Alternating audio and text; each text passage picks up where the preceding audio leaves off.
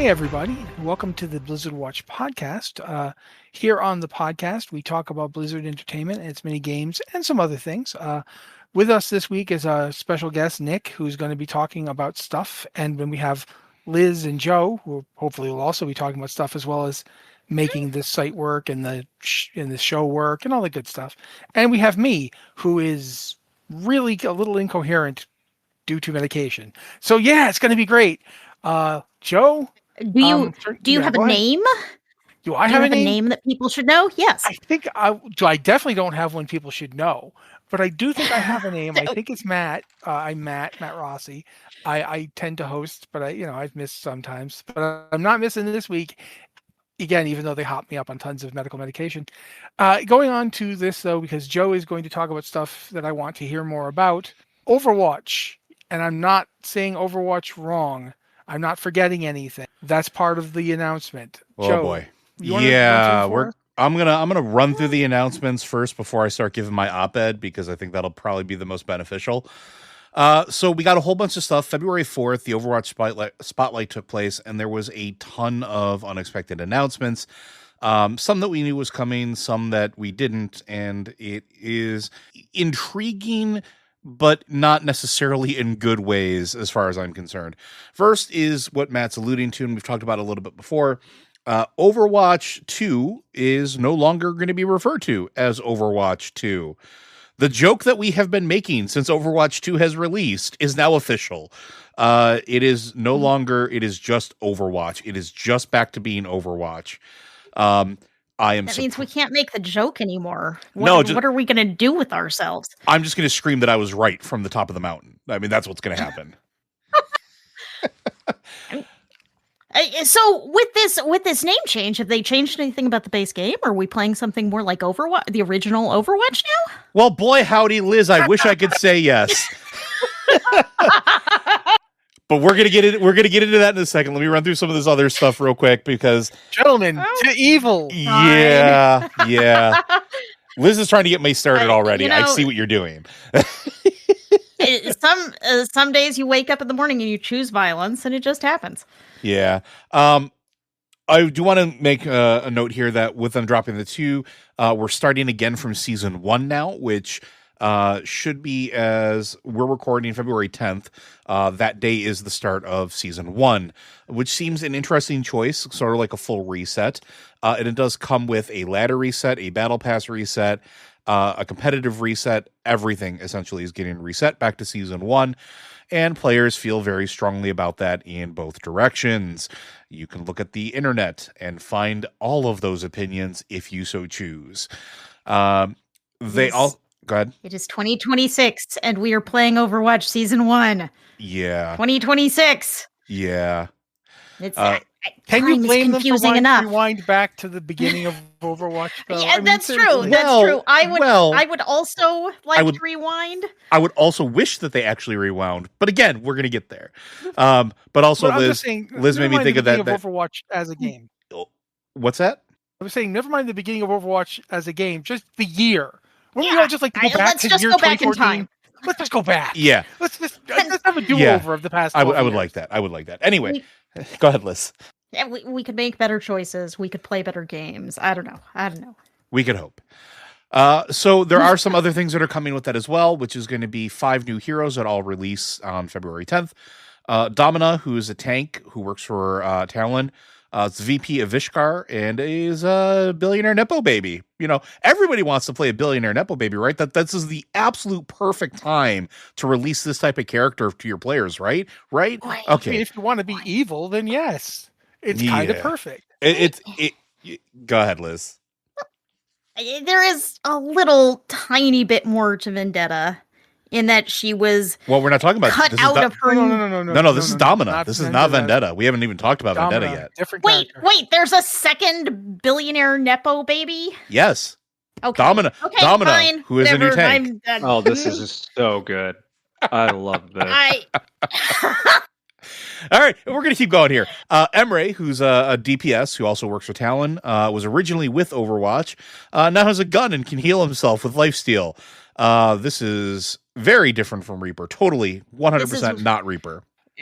This is Winter Soldier, except we already had a Winter Soldier, so I don't. This is Winter Soldier with a mustache. Next is Mizuki, who's a support for Talon. Has a magical hat, does a bunch of magical healing. Anrun, who is a DPS for Overwatch, who's the sister of Wu Yang. Wu Yang is a support hero that uses water. Actually, really cool hero, and I do dig the design of it. So I'm not going to be all negative here. But Anrun does DPS with fire, and her fire, they're fans. She's basically a fan dancer that does tons of DPS and solar damage, which is really cool. There is another hero that I'm sure everybody's mostly excited about, Jetpack Cat. Jetpack Cat, who Jetpack Cat is the only part of this announcement that made me happy. Jetpack Cat will never be referred to by their actual name and will only ever be referred to as Jetpack Cat on this podcast. I'm making that rule now. Okay. But yes, it's a high mobility support that I think is really, really cool. That I think started as a joke in an interview back when Brigitte was being teased, and everybody's like, "Oh, it's a Jetpack Cat," and I forgot which developer made the joke. But literally, they made the joke, and everybody's been begging for it, like all throughout Overwatch 1, through Overwatch 2, and now they finally made it a character. Go ahead, Liz. Well, there was concept art for it that they showed off at one BlizzCon. It was at like an art panel or something where they were talking about, oh, these are designs we tossed around, and everyone was like, Jetpack Cat, we must play Jetpack Cat. And now it's been like a decade.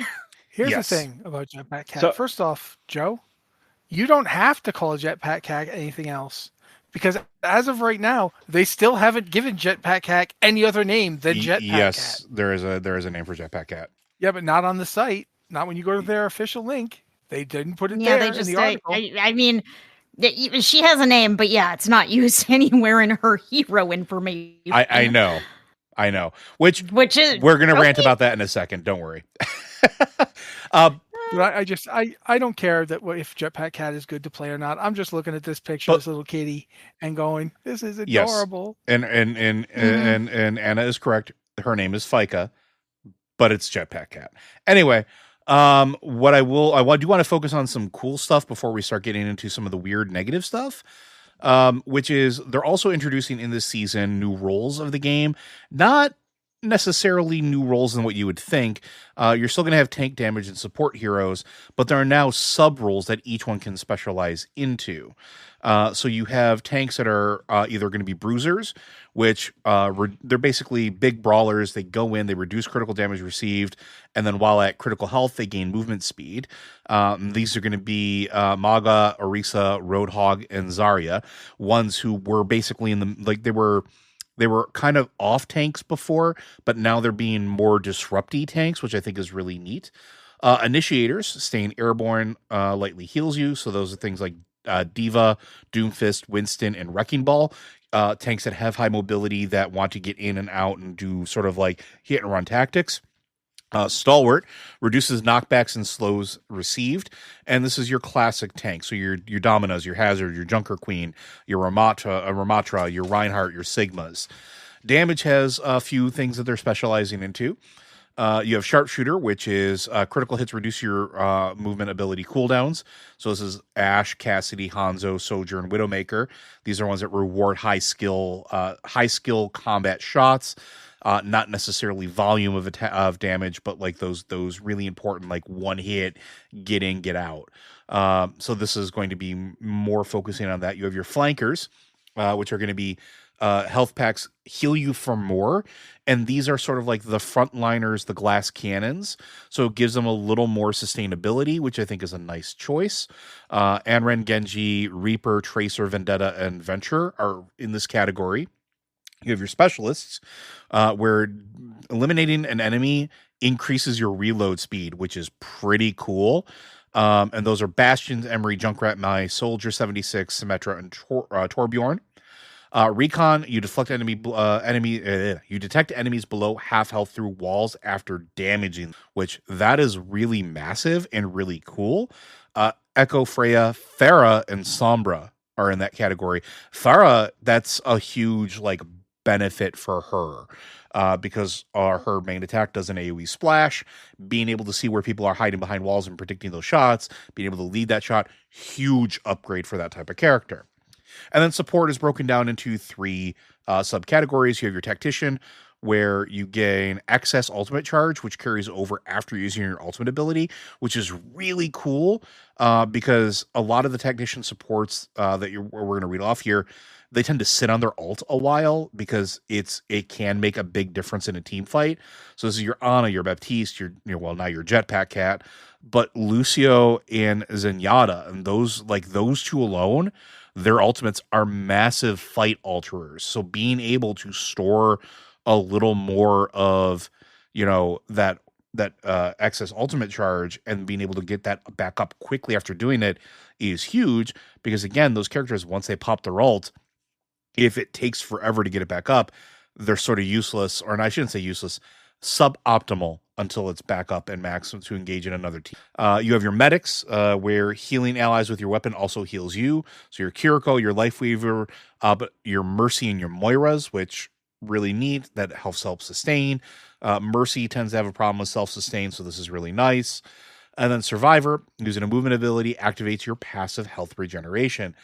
This is probably the largest one for me, because Brigitte is in this category, and when I do play Overwatch, I play a ton of Brigitte, but that's one of the things. She is a engager support that being able to have a sustainable self-heal, massive. Alari, Juno, Mizuki, and Wu Yang are also in this category. So these are really interesting sub classes, I guess you would call them, specializations, very similar to what you would have in D&D with sort of these categories for these characters.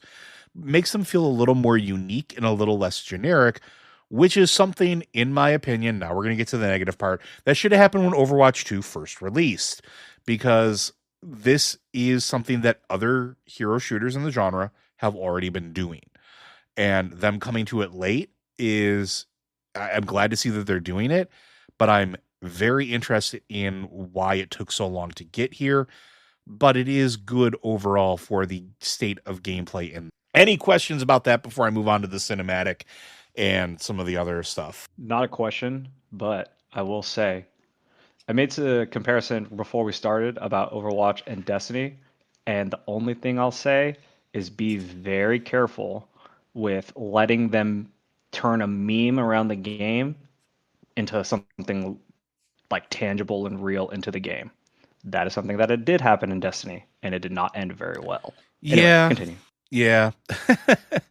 Well, all of this presentation was kicked off with a very good, as far as visual effects go, cinematic with some great voice acting, which starts with some of the backstory of Vendetta and how she got her name. And Liz and I were both talking about this before the podcast started. Yeah, while the cinematic was cool visually, the story beats on it were tone deaf at best. The setup here is that Vendetta mourns her father in the past, her father being killed by Doomfist, her father being the one that was in charge of Talon before Doomfist killed him.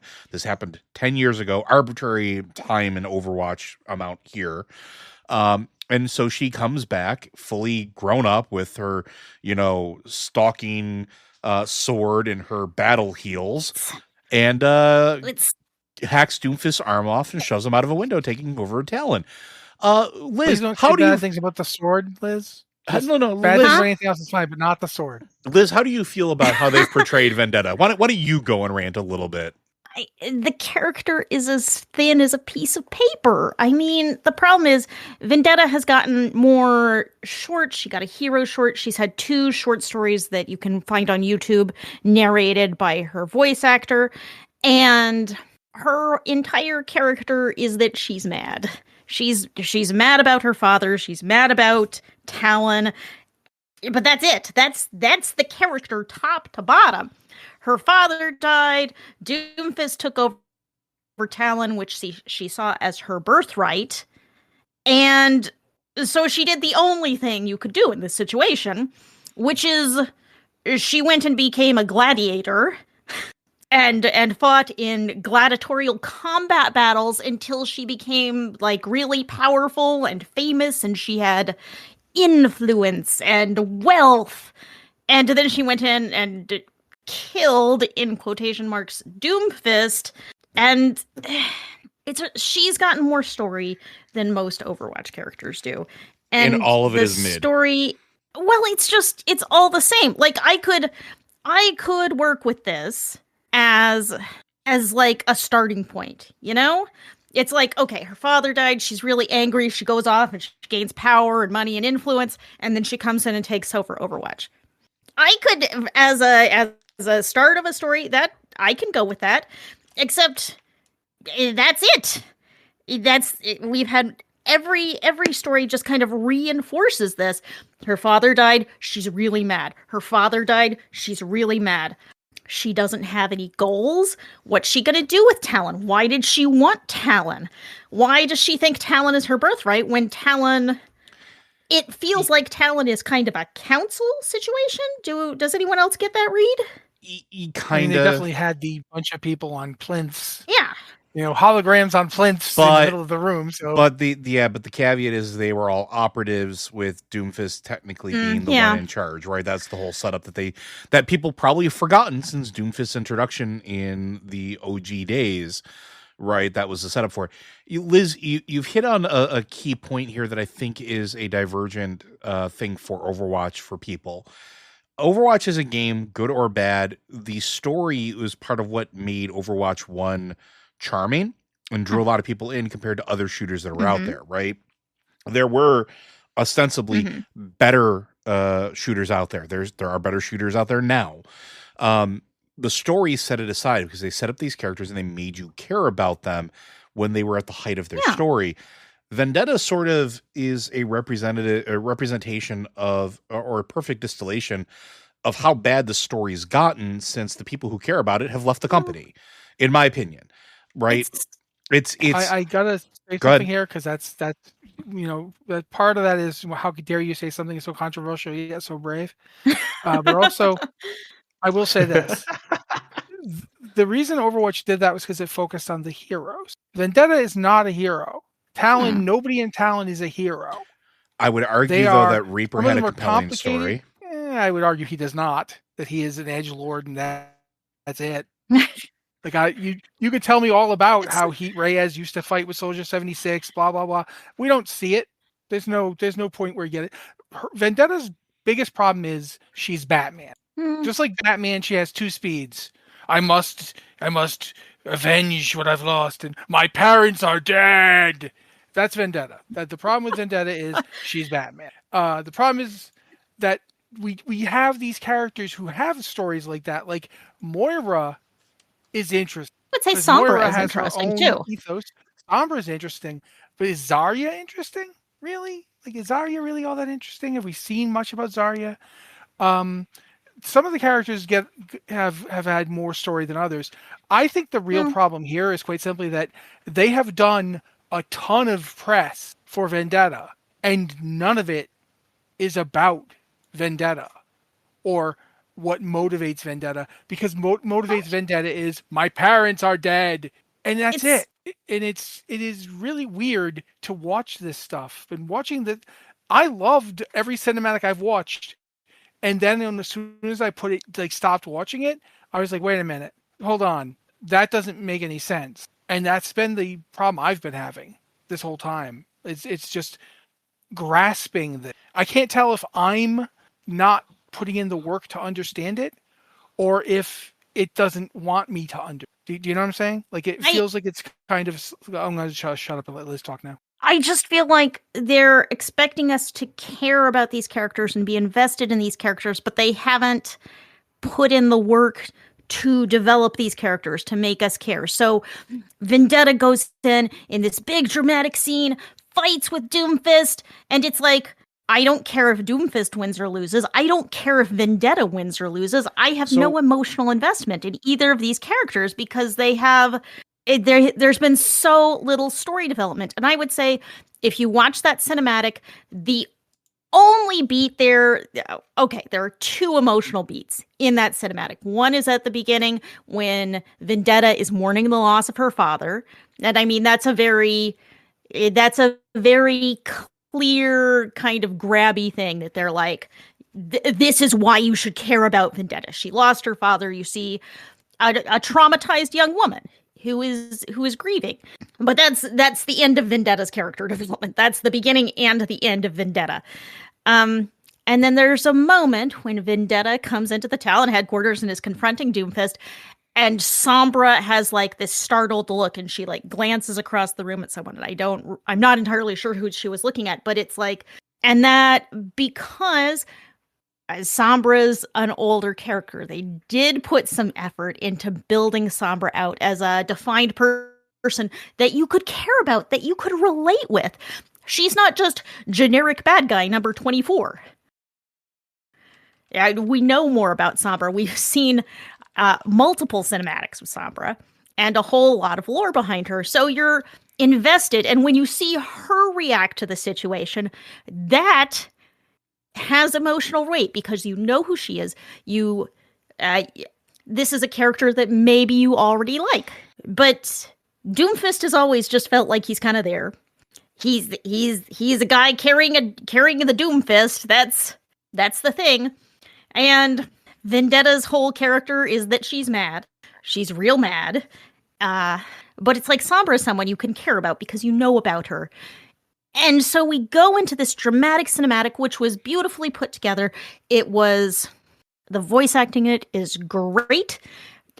Just from an artistic point, everyone did great work here. But there isn't an emotional payout for it because we have not been given a reason to care. Why does it matter who runs Talon? Yeah. Talon is a group of bad guys. Is Doomfist better? Is Vendetta better? Why do we care? And by telling a story without ever setting up stakes, without ever giving us an emotional investment, there's not an emotional payoff in the end. Yeah, and I think narratively. I'm sorry, I was going to say I agree with you, but I think that's part of the problem that Overwatch has, which is, and we talked about this before, Overwatch as a game is a shooter based heavily off the story that it is built upon. And it's not just that it is a good competitive shooter, it was a good competitive shooter with compelling characters that you could identify with, stories that you could identify with. That's how it started. And now, especially with Vendetta, again, that distillment, it's half-hearted. It's almost like they're doing it because they need to do it, but aren't really doing it, or they've sort of lost sight of what the goal is, right? There's one other thing to think about in that, though, and I think it ties into what you're saying. Think about all the new heroes they've had since when that period of time when it was Overwatch 2. There's been a lot of them, and they're adding 10 more. 5 more already, and another 5 hadn't even gotten to year, that part right? yet. Yeah, that was part of what I was actually about to go launch into. So, yeah. So speaking of the story, because these are things that do matter, they did say that there are going to be a number of motion comics and other things that are going to be released throughout the course of the year, also accompanying the 5 additional heroes that they're going to release over the next year, which one coming out each season. So there is a potential for them to fix this by figuring out how to tell that compelling story.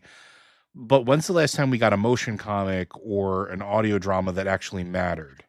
I mean, I would say that Vendetta did have a short story, a motion comic. The mattered part that is was yeah. Well, yeah, but it was good at setting her up, but it needed a step 2, and she's had more stuff, and there's never been kind of the step 2 on who this character is and what their goals are. Yeah, and they also talk about releasing in-game events to support this as well, which the story arc, because the whole fight against Talon is supposed to be a whole year-long story arc that somehow we're supposed to care about. Characters are going to get new voice lines.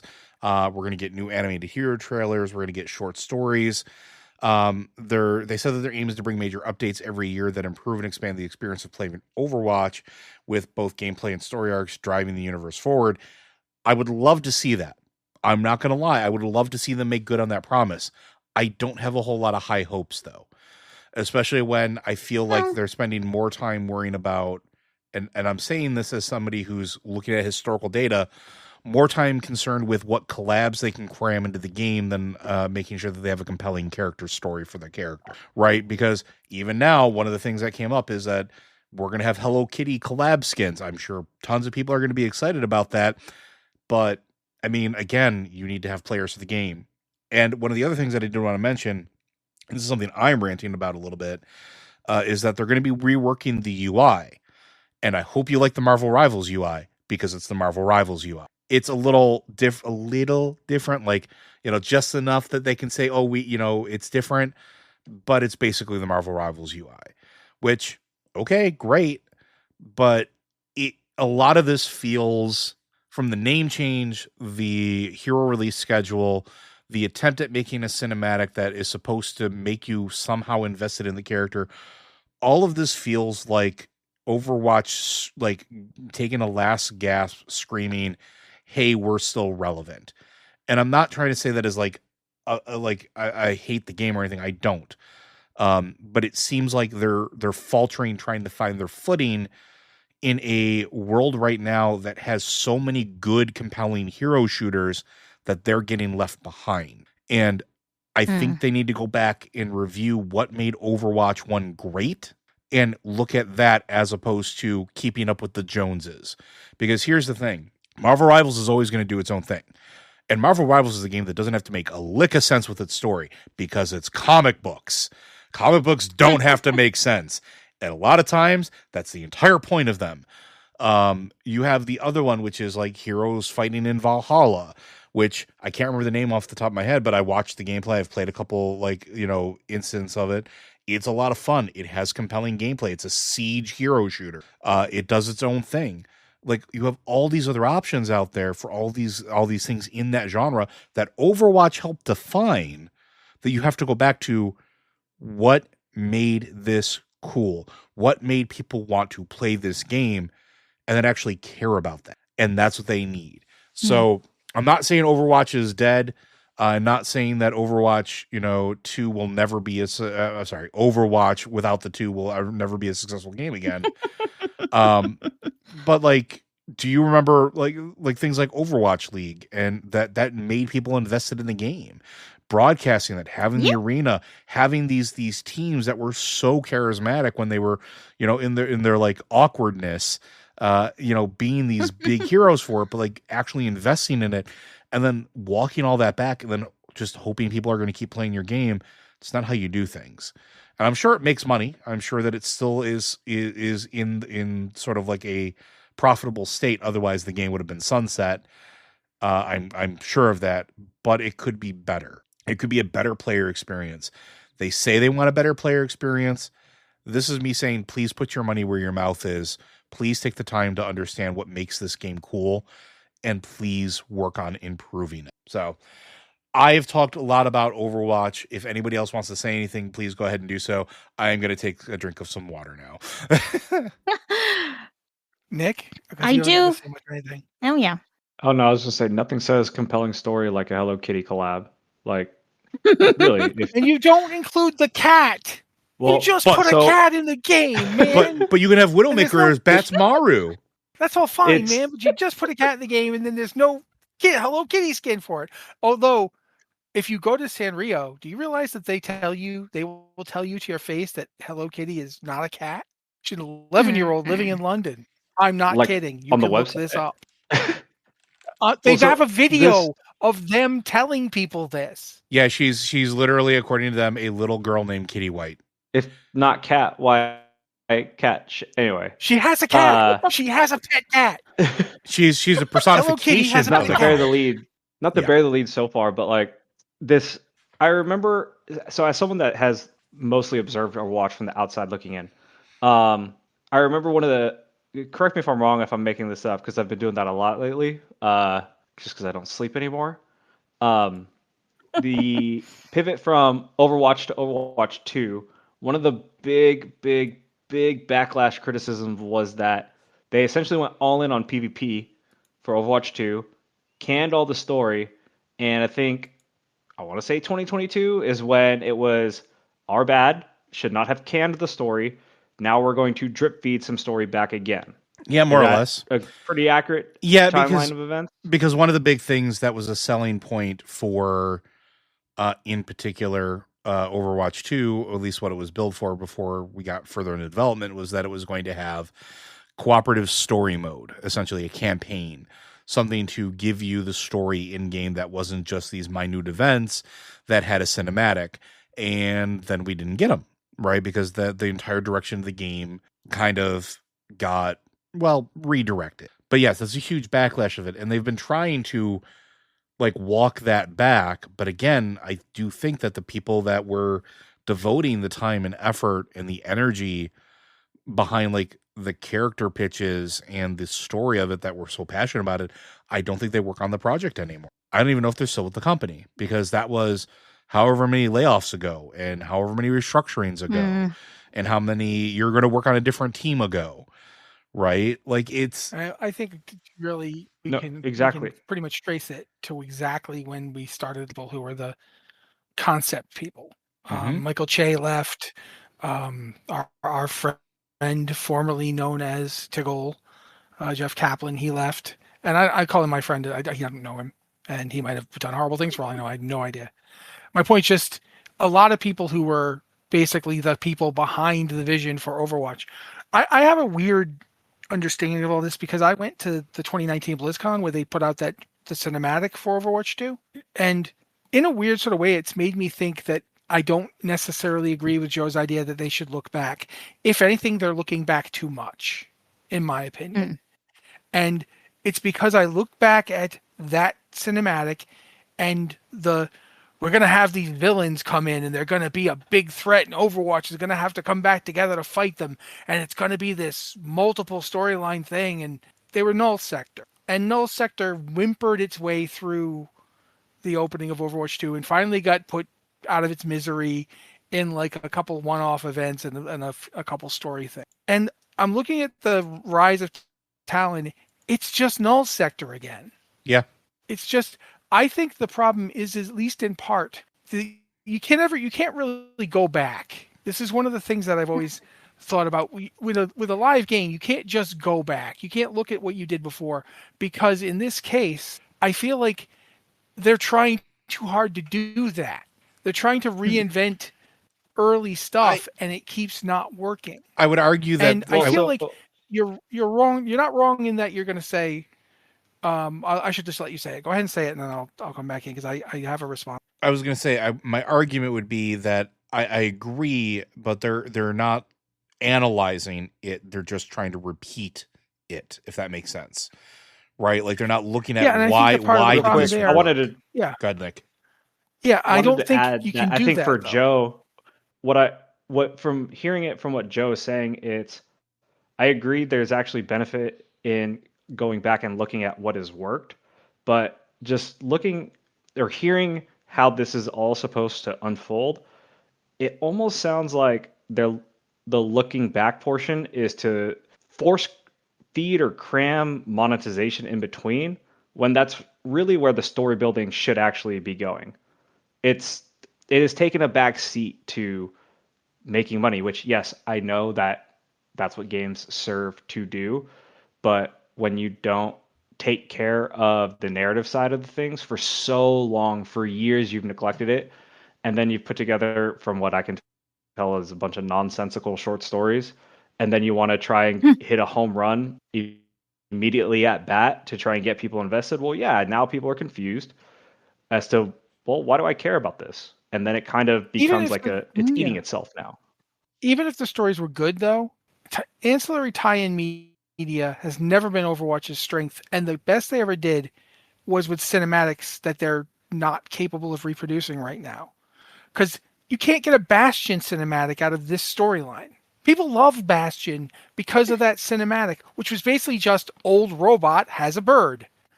Like, if you try and describe what happens in the cinematic, old robot has a bird. But of course, they executed old robot has a bird so well that people love that robot and its bird. You know, like there's a big difference. Like, you could have a paper thin premise. Bastion has as paper thin a premise as you're going to find.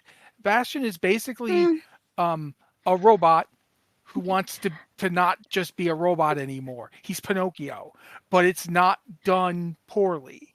And Vendetta could be great with the exact same storyline she's got now, if instead of just walking in and killing Doomfist, and the worst part about that is that, I'm sorry, we've already told you what's in the cinematic trailer because it is a cinematic trailer. You already know that Doomfist is quote unquote dead.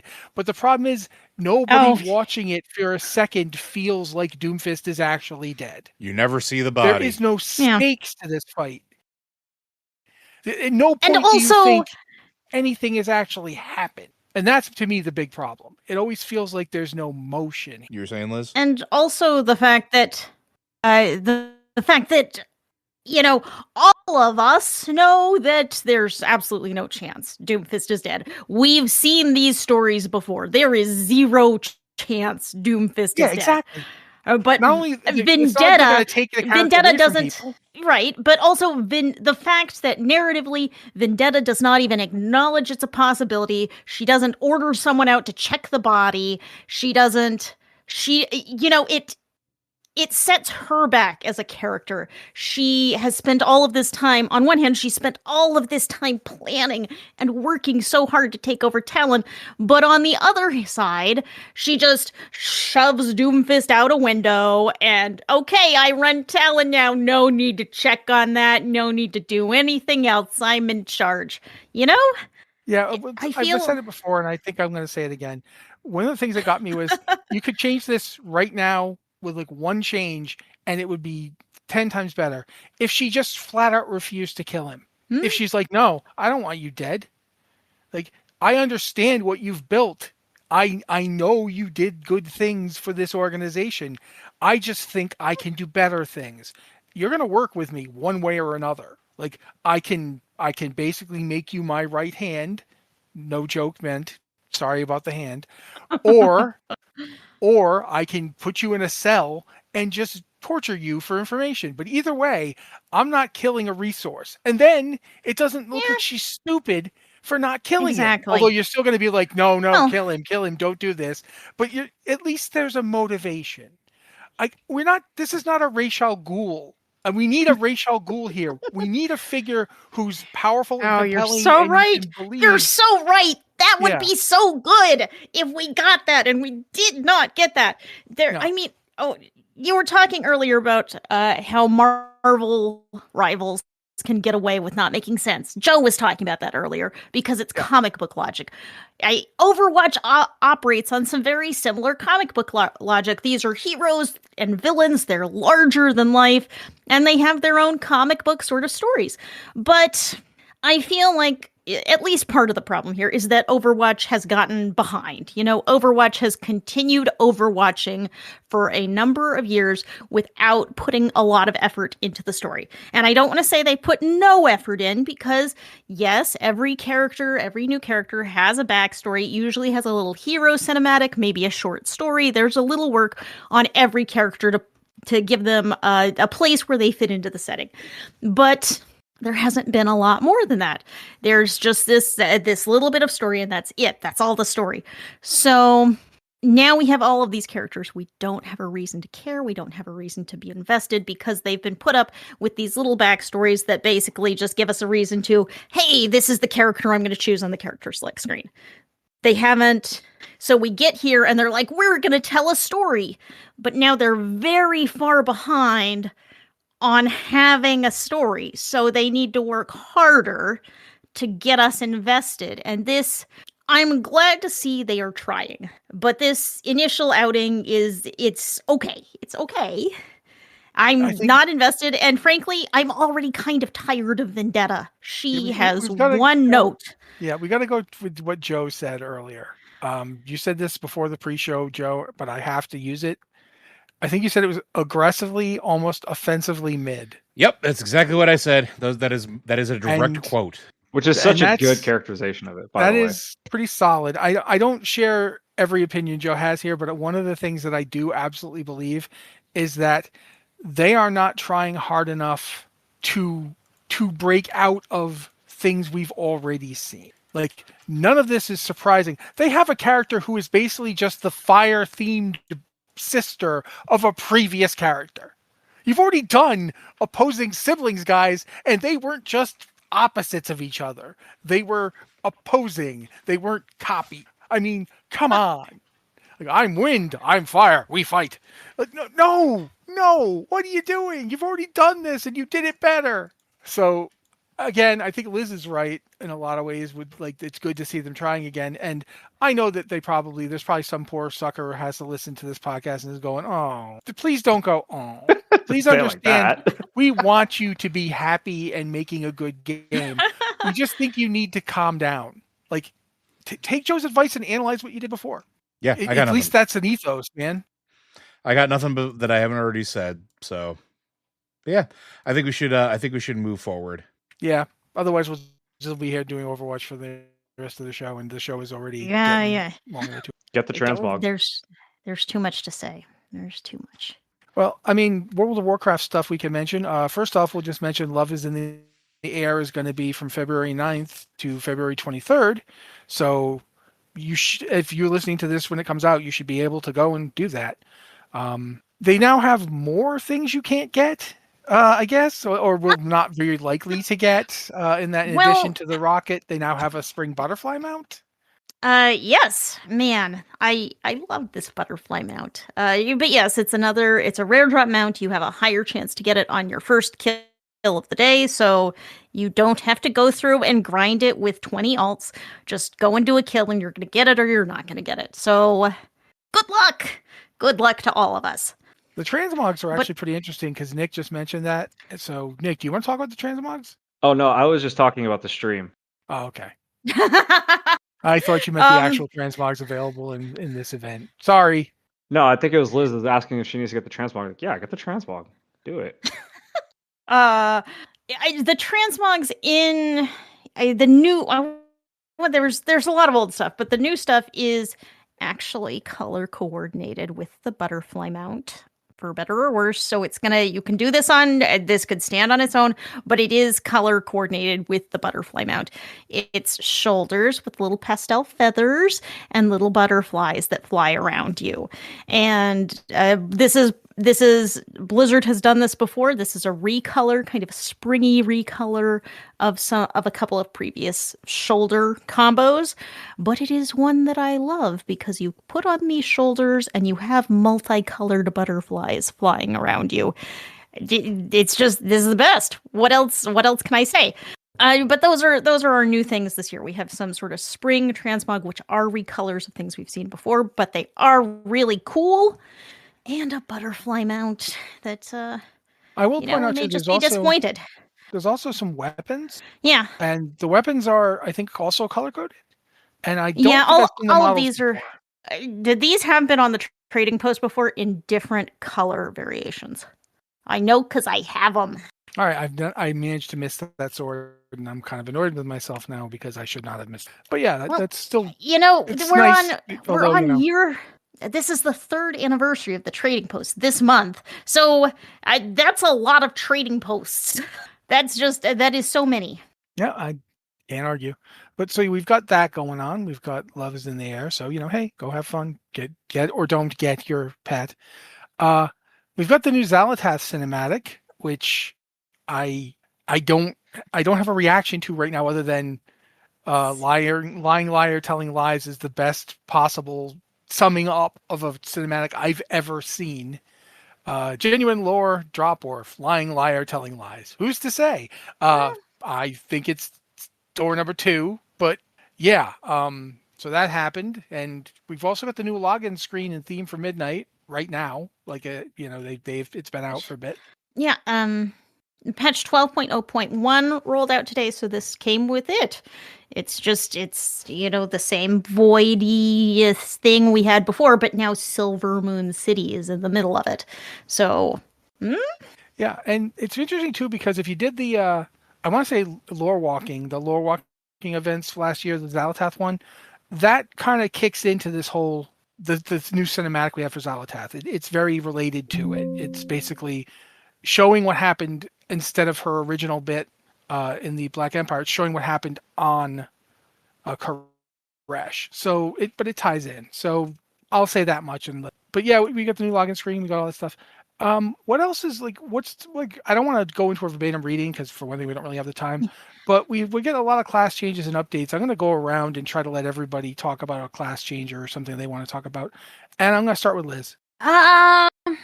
Well, one thing that I do think has been really good with this is Blizzard has made a lot of changes, of interface changes, and they're changes we've seen in the beta that have just been moved over to live in advance of Midnight's launch. So there's some new kind of customization features. There's a new feature on the cooldown manager, like Blizzard's own sort of boss mods thing. Used to be like a timeline of abilities. Now you can change that into timers that'll display on your screen, which I like a lot. That's more like how DBM did it, and I think it's a lot easier to read than the timeline format. So there are lots of little interface changes like that I think are going to be really good. All right. Joe? I talked a lot. Go to Nick. Okay, Nick? Really funny because I have not played any retail World of Warcraft because I've been too busy playing the Burning Crusade Classic on the Anniversary Realms. So I can talk about that because it launched last Thursday, and launch was about how launches go. If now's no one else Just has perfect? No problems? anything else. Everything Yeah. good?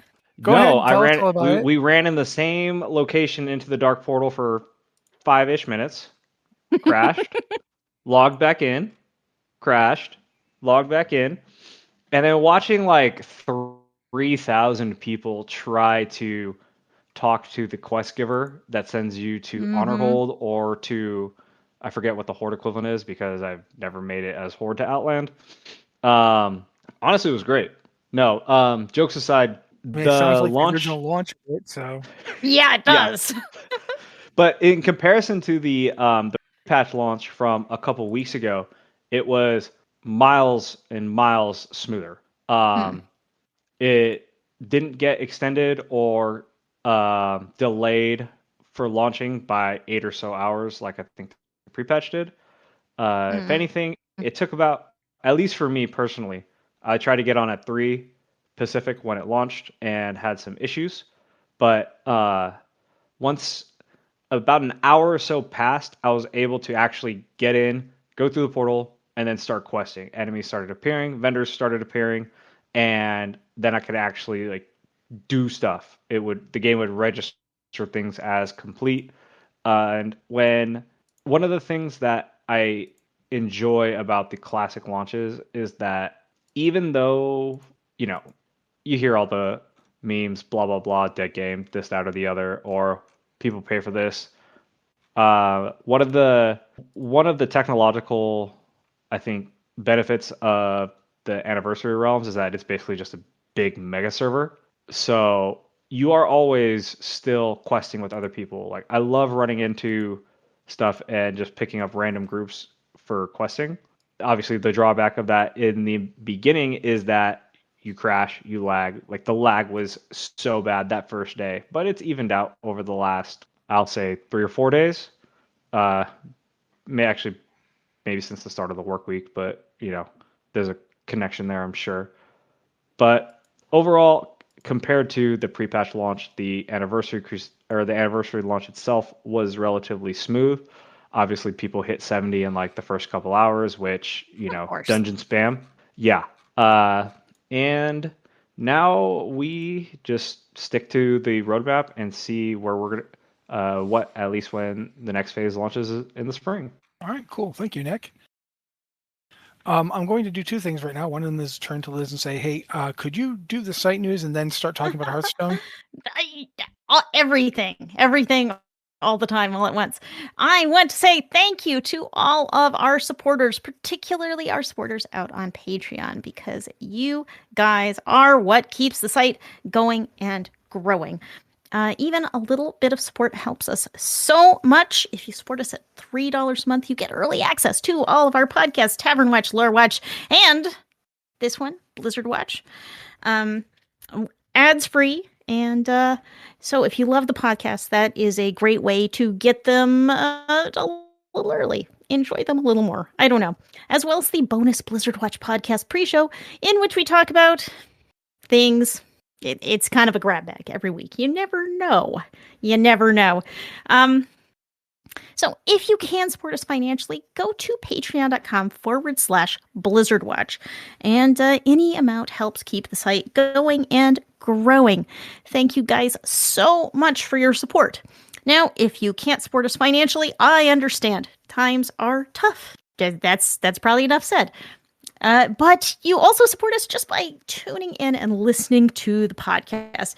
You support us by reading our stuff on blizzardwatch.com. You can support us by following us on social media and sharing our content, liking our content, commenting on our content. All of that helps us out. If you don't follow us on social media, you can. We are Blizzard Watch on Instagram, Facebook, Mastodon at gamepad.club. We are blizzardwatch.com on Bluesky, Blizzard Watch Podcasts on YouTube, and blizzard.watch on TikTok. So follow us for podcast clips and all of the latest news that we're writing about and occasional sarcastic commentary. You never know. You never know what's going to be happening. Another way you can support us if you want to, if you are interested in Warcraft lore, we have a guide to all of the Warcraft books in chronological order. And if you buy a book, if you're interested in a book anyway, and you buy it through our link, we get a little affiliate revenue, which does help the site. So if you happen to be buying books, if you buy them through one of our links, and maybe we have some things on there that you haven't seen before. You never know. That is at blizzardwatch.com/Warcraft-books. So anything you can do to help us out, helps us out. Guess I'm just repeating myself at this point. So I will wrap up and say thank you all for listening and being here. I appreciate your support. And now we will all shut up again so Liz now talks about Hearthstone for a while. I'll ask questions so at least you won't be continuously talking. So, for example, what's going on with the Year of the Scarab again? Like, what's this new expansion all about? Is it anything I would have heard of? Well, it's a little expansion called Cataclysm. Yeah, so you've possibly heard of the Cataclysm, which is going to be happening in Hearthstone now, because Deathwing is back, and he is here to destroy us all. That's kind of the whole thing. You see, that's kind of what's going on with Talon and Overwatch, except Deathwing is actually interesting. So, but we're not going to talk about that. I'm laughing very hard right now. But Cataclysm is kind of what you might expect if you know Cataclysm from Warcraft. Deathwing is coming in. Deathwing's going to be a new hero card in the expansion, which is actually very cool because if you play Deathwing, you can summon cataclysms, which is just a little hilarious. And probably if you get to the point of playing Deathwing, it's just one. You're going to cause a cataclysm, 1 to 4 cataclysms, and that's going to be it. But yes, as Hearthstone does kind of run like clockwork, so you can kind of guess when a new year is going to start. Year of the Raptor is going to end, and Year of the Scarab is going to begin. The first expansion in Year of the Scarab is Cataclysm, and it has a cool new keyword called Shatter, in which when you draw a card, it breaks into 2 cards. One card is on the left side of your hand and one card is on the right side of your hand. And if you play all the cards in the middle and you bring those 2 cards together, you will get both effects of the card by just playing one card. So it's a little weird. It's got a really cool theme. It definitely fits in with Deathwing shattering the world. This also brings Colossals back to the game. Colossals were from Journey to the Sunken City, I believe, where they were just these huge mobs that because of their mana cost, you didn't get around to playing them late game usually. So you'd get a Colossal on the board, and it's not just one minion. It's a Colossal plus these like little associate minions so you could fill a whole board with this big colossal monster with each little component having different effects that kind of buffed them up. And then they were really hard to get off the board and really powerful and really fun to play.